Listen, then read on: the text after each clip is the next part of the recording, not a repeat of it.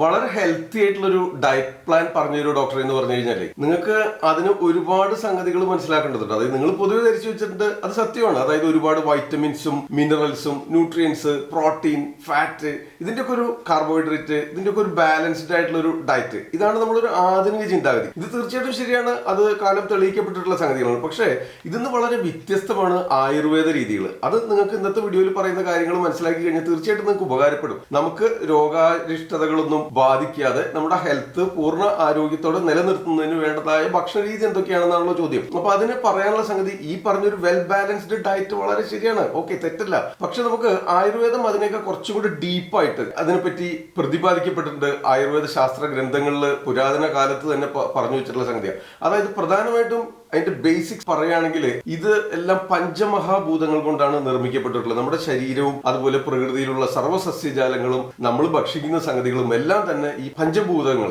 അതായത് പഞ്ചമൂലകങ്ങൾ അതിലടങ്ങിയിട്ടുണ്ട്. ഓക്കെ, അപ്പൊ അതായത് വാതപിത്ത കഫ ദോഷങ്ങളെ നിയന്ത്രിക്കുന്നത് ഈ വാതപിത്ത കഫ ദോഷം കൊണ്ടാണ് നമ്മുടെ ശരീരം നിർമ്മിക്കപ്പെട്ടിട്ടുള്ളത്. ഈ വാതപിത്ത കഫ ദോഷങ്ങളും ഈ പഞ്ചഭൂതങ്ങൾ കൊണ്ട് തന്നെയാണ് നിർമ്മിക്കപ്പെട്ടിട്ടുള്ളത്. പക്ഷെ അതിന്റെ ഏറ്റക്കുറച്ചിലുകൾ ഉണ്ടെന്ന് മാത്രം. ഓക്കെ, ഇതിനായിട്ട് നമ്മൾ പ്രയോഗിക്കുന്ന ഭക്ഷണങ്ങളായാലും ഔഷധങ്ങളായാലും ഈ സസ്യജാലങ്ങളെല്ലാം തന്നെ ഈ പഞ്ചമഹാഭൂതങ്ങൾ കൊണ്ടാണ് നിർമ്മിക്കപ്പെട്ടിട്ടുള്ളത്. ആ പഞ്ചമഹാഭൂതങ്ങൾ വ്യത്യസ്ത പ്രൊപ്പോർഷനിൽ, വ്യത്യസ്ത അനുപാതത്തിൽ ഈ വാതപിത്ത കഫ ദോഷങ്ങൾക്ക് ഏറ്റക്കുറച്ചിലുകൾ ഉണ്ടാക്കുന്നുണ്ട്. അങ്ങനെയാണ് നമ്മളെ ആരോഗ്യം നിലനിർത്തുന്നതിനും ഈ രോഗാവസ്ഥ സംജാതമായിട്ടുണ്ടെങ്കിൽ അതിനെ ചികിത്സിച്ച് സുഖപ്പെടുത്തുന്നതും ഈ രീതിയിലാണ്. അതായത് ഓപ്പോസിറ്റ് പ്രിൻസിപ്പിൾ അപ്ലൈ ചെയ്യുന്നു. വിശദമാക്കി തരാം. നമുക്കിപ്പോ വാതപിത്ത കഫ ദോഷങ്ങൾ അറിയാലോ, 3 ദോഷങ്ങളുണ്ട്. ഓക്കെ, അതുപോലെ പഞ്ചമഹാഭൂതങ്ങളുണ്ട്. ഈ പഞ്ചഭൂതങ്ങൾ എന്ന് പറഞ്ഞു കഴിഞ്ഞാൽ ആകാശഭൂതം, വായുഭൂതം, അഗ്നിഭൂതം, ജലഭൂതം, പൃഥ്വിഭൂതം, ഈ 5 മഹാഭൂതങ്ങൾ കൊണ്ടാണ് ഈ ത്രിദോഷങ്ങൾ ഉണ്ടാക്കിയിട്ടുള്ളത്. നമ്മുടെ ശരീരവും പ്രകൃതിയിലുള്ള സർവ്വ ചരാചരങ്ങളും സസ്യജാലങ്ങളും എല്ലാം തന്നെ ഈ പഞ്ചമഹാഭൂതങ്ങൾ കൊണ്ടാണ് നിർമ്മിച്ചിട്ടുള്ളത്, പറഞ്ഞല്ലോ. അപ്പൊ അതില് നമുക്കിനി വാദദോഷത്തെ മാത്രമായിട്ട് പരിഗണിക്കുകയാണെങ്കിൽ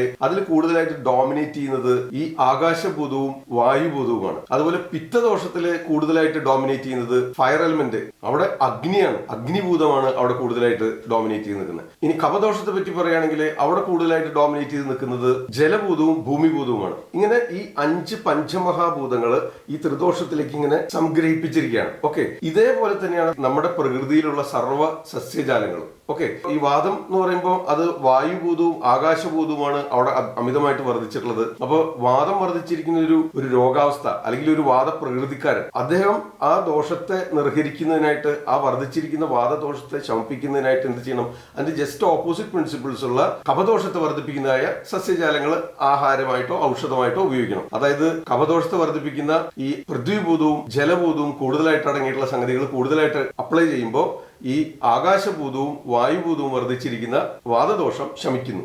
ഓക്കെ, ഇനി ഇതിൽ കോമൺ ആയിട്ടുള്ള മറ്റൊരു സംഗതിയുണ്ട്, വീര്യം. അതായത് ഉഷ്ണം, ശീതം, ഇങ്ങനെ 2 രീതിയിൽ വീര്യം പറഞ്ഞു വെച്ചിട്ടുണ്ട് ആചാര്യന്മാര്. അതായത് തണുപ്പും ചൂടും.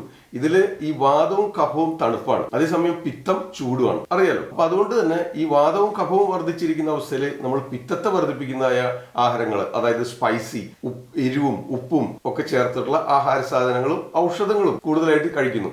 അപ്പോൾ ഈ വാതകഫദോഷം ശമിക്കുന്നു, പിത്തദോഷം വർദ്ധിക്കുന്നു. ഇങ്ങനെ ഇതിന്റെ ഈ ബാലൻസ്ഡ് സ്റ്റേറ്റ് ആണ് രോഗമില്ലാത്ത ആരോഗ്യപൂർണമായ ഒരു അവസ്ഥ. അപ്പൊ ഇത് ഔഷധങ്ങളിലും ഭക്ഷണങ്ങളിലും എല്ലാം അടങ്ങിയിരിക്കുന്നു. അപ്പൊ നമ്മള് ഓരോരോ വ്യക്തികളും വ്യത്യസ്തരായിരിക്കും. നമ്മുടെ കയ്യൊപ്പ് വ്യത്യസ്തപ്പെട്ടിരിക്കുന്ന പോലെ ഓരോ ശരീരപ്രകൃതി, ഓരോ ശരീരവും വ്യത്യസ്തമാണ്, യൂണിക്കാണ്. ഓക്കെ, അപ്പൊ അതിനനുസരിച്ച് ഈ വാതപിത്ത കഫദോഷങ്ങളുടെ ഏറ്റക്കുറച്ചിലുകൾ ഉണ്ടാവും. അപ്പൊ നമ്മൾ കഴിക്കുന്ന ഭക്ഷണം വഴി, ഇപ്പൊ കഫപ്രകൃതിക്കാരനാണ്, ആസ്മ രോഗിയാണ്, പ്രമേഹമുണ്ട്, അമിത ശരീരഭാരമുണ്ട്, അവിടെ അദ്ദേഹം കഫദോഷം വർദ്ധിപ്പിക്കുന്നതായ ആഹാര സാധനങ്ങൾ, ഈ പറഞ്ഞ രോഗാവസ്ഥകളെല്ലാം തന്നെ കഫം കൊണ്ട് വർദ്ധിക്കുന്നതാണ്. അദ്ദേഹം പതിവായിട്ട് കഫദോഷത്തെ വർദ്ധിപ്പിക്കുന്ന ആഹാര സാധനങ്ങൾ, അതായത് മധുരപലഹാരങ്ങളും കൊഴുപ്പും വെണ്ണയും നെയ്യും അതുപോലെ പകലുറക്കവും, ധാരാളം മധുരപലഹാരങ്ങൾ, നോൺ വെജ് ഒക്കെ ധാരാളം കഴിക്കുക, പരമാവധി റെസ്റ്റ് ചെയ്യുക, 10-12 മണിക്കൂർ കിടന്നുറങ്ങുക, ഇത് അദ്ദേഹത്തിന് തീർച്ചയായിട്ടും ഈ രോഗാവസ്ഥകൾ വർദ്ധിപ്പിക്കും. ഓക്കെ, അദ്ദേഹം കഴിക്കേണ്ടത് ഈ കഫപ്രകൃതിക്കാരനായിട്ട് ജനിച്ച് കഫസംബന്ധമായ പ്രമേഹമോ അല്ലെങ്കിൽ അതിസ്ഥൗല്യമോ ആസ്മ രോഗമോ ഉള്ള ആളാണെങ്കിൽ, വ്യക്തിയാണെങ്കിൽ, തീർച്ചയായിട്ടും അദ്ദേഹം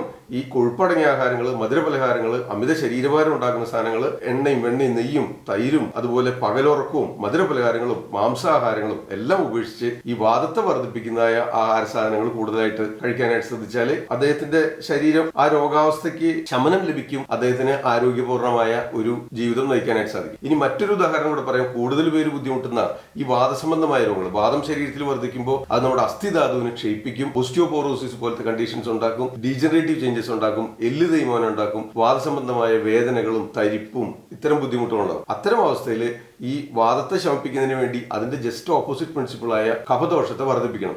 കഫദോഷത്തെ വർദ്ധിപ്പിക്കണമെങ്കിൽ ഇതുപോലെ എണ്ണയും വെണ്ണയും നെയ്യും അത്തരം കൊഴുപ്പടങ്ങിയ ആഹാരങ്ങൾ ധാരാളമായിട്ട് കഴിക്കുക, മധുരപലഹാരങ്ങൾ കഴിക്കുക, പകൽ ഉറക്കം, നന്നായി ഒരു 8-10 മണിക്കൂർ കിടന്നുറങ്ങുക, നിത്യേന എണ്ണ തേച്ച് കുളിക്കുക, റെസ്റ്റ് ചെയ്യുക. ഇത്തരം സംഗതികളൊക്കെ ഈ വാദത്തെ ശമിപ്പിക്കുന്നതിന് സഹായിക്കും. ഓക്കെ, അപ്പൊ ഇങ്ങനെ ജസ്റ്റ് ഓപ്പോസിറ്റ് പ്രിൻസിപ്പിൾ. ഒപ്പം തന്നെ ഈ രണ്ട് ഘടകത്തിലും തണുപ്പായതുകൊണ്ട് അവിടെ പിത്തത്തെ വർദ്ധിപ്പിക്കുന്ന, അഗ്നിഭൂതത്തെ വർദ്ധിപ്പിക്കുന്ന സംഗതികൾ ഭക്ഷണത്തിൽ ഉൾപ്പെടുത്താനായിട്ട് സാധിക്കും. ഓക്കെ, ഈ രീതിയിലാണ് ഒരു രോഗി കൺസൾട്ടേഷന് വരുമ്പോൾ അവരുടെ രോഗലക്ഷണങ്ങളിൽ നിന്ന് അവരുടെ ശരീരപ്രകൃതി മനസ്സിലാക്കുന്നു, അവർക്ക് വേണ്ടതായ ഭക്ഷണ രീതികളും ജീവിത രീതികളും ഔഷധങ്ങളും നിശ്ചയിക്കുന്നു. ഓക്കെ, അപ്പോൾ ഈ രീതിയിലാണ് ഒരു ആയുർവേദ കാഴ്ചപ്പാട്. ഒരു ആധുനിക കാഴ്ചപ്പാട് അനുസരിച്ച് vitamins, minerals, nutrients, protein, fat, carbohydrate ഇത്തരം മൂലകങ്ങളുടെ ഒരു ബാലൻസ്ഡ് ഡയറ്റ് മാത്രമേ നോക്കുന്നുള്ളൂ. നമ്മൾ ആയുർവേദ കാഴ്ചപ്പാട് അനുസരിച്ച് ഇത്തരം ഒരു ചിന്താഗതി കൂടെ കണക്കിലെടുത്തുകൊണ്ട് വേണം നമുക്ക് ഔഷധങ്ങളായാലും ഭക്ഷണമായാലും നിശ്ചയിക്കുന്നതിന്. ഓക്കെ, ഇത്തരത്തിലുള്ള ഒരു ചിന്താഗതി തീർച്ചയായിട്ടും ആ രോഗിയുടെ ഒരു ബാലൻസ്ഡ് ലൈഫ് നയിക്കുന്നതിന് സഹായിക്കും. ഓക്കെ, എന്തെങ്കിലും സംശയം ഉണ്ടെങ്കിൽ ആവർത്തിച്ച് കണ്ടാൽ കൃത്യമായിട്ട് മനസ്സിലാവും. നിങ്ങൾക്ക് ഇന്ന് പറഞ്ഞ വീഡിയോയിൽ ഏറ്റവും കൂടുതലായിട്ട് നിങ്ങൾക്ക് നിങ്ങളുടെ മനസ്സിൽ പതിഞ്ഞിട്ടുള്ള സംഗതി എന്താണെന്ന് ഒന്ന് കമന്റ് ബോക്സിൽ രേഖപ്പെടുത്തുക. ഇനി എന്തെങ്കിലും സംശയങ്ങൾ ഇതുമായി ബന്ധപ്പെട്ടുണ്ടെങ്കിൽ അതും കമന്റ് ബോക്സിൽ രേഖപ്പെടുത്തുക. അപ്പൊ നമുക്ക് കഫദോഷത്തെ വർദ്ധിപ്പിക്കുന്ന ഭക്ഷണ രീതികൾ എന്തൊക്കെയാണെന്ന് പറയാം. ഇപ്പൊ പറഞ്ഞ പോലെ ഈ മധുര പലഹാരങ്ങളും കൊഴുപ്പടങ്ങിയ ആഹാരങ്ങളും ദഹിക്കാൻ പ്രയാസമുള്ളതായിരിക്കും, അതുപോലെ ഹെവി ആയിട്ടുള്ളതായിരിക്കും. വെണ്ണ, നെയ്യ്, തൈര്, അതുപോലെ എണ്ണയും കൊഴുപ്പും അടങ്ങിയ ആഹാരങ്ങൾ, മാംസാഹാരങ്ങൾ, ഇതെല്ലാം കഫദോഷത്തെ വർദ്ധിപ്പിക്കുന്ന സംഗതികളാണ്. ഇനി വാദദോഷത്തെ വർദ്ധിപ്പിക്കുന്ന സംഗതികൾ എന്തൊക്കെയാണ്? ഭൂമിക്കടിയുള്ള കിഴങ്ങുവർഗ്ഗങ്ങളെല്ലാം തന്നെ വാതളങ്ങളാണ്, പൊതുവെ ക്യാരറ്റ് ഒഴികെ. ഓക്കെ, അപ്പോ കൂർക്ക, കപ്പ, ചേന, ചേമ്പ് ഇത്തരം സംഗതികളില്ലേ, ബീട്രൂട്ട്, ഉരുളക്കിഴങ്ങ്, ഇതൊക്കെ വാദം വർദ്ധിപ്പിക്കാൻ സാധ്യതയുണ്ട്. അതുപോലെ തന്നെ പരിപ്പ് പയർ വർഗ്ഗങ്ങൾ, ഗ്രീൻ പീസ്, വൻപയർ, കടല, ഇത്തരം സംഗതികളൊക്കെ വാദത്തെ വർദ്ധിപ്പിക്കാൻ സാധ്യതയുണ്ട്. അതുപോലെ തണുപ്പ് തട്ടിക്കഴിഞ്ഞാൽ വാദം വർദ്ധിക്കും, തണുപ്പ് തട്ടിക്കഴിഞ്ഞാൽ കഫദോഷവും വർദ്ധിക്കും. ഓക്കെ, ഇനി നമുക്ക് പിത്തത്തെ വർദ്ധിപ്പിക്കുന്ന ആഹാരങ്ങൾ കൂടുതൽ സ്പൈസി ആയിട്ടുള്ള,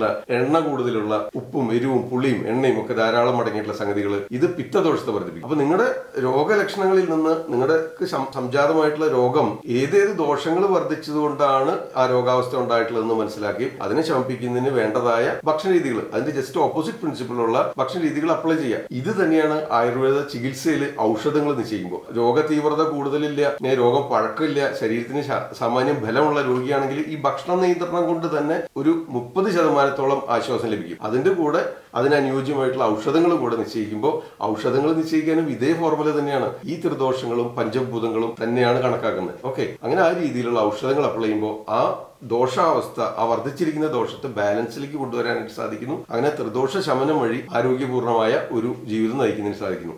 ഇതാണ് ആയുർവേദ ചികിത്സയിൽ ഔഷധങ്ങൾ നിശ്ചയിക്കുന്നതിനായാലും ഭക്ഷണങ്ങൾ നിശ്ചയിക്കുന്നതും ഈ രീതിയിലാണ്.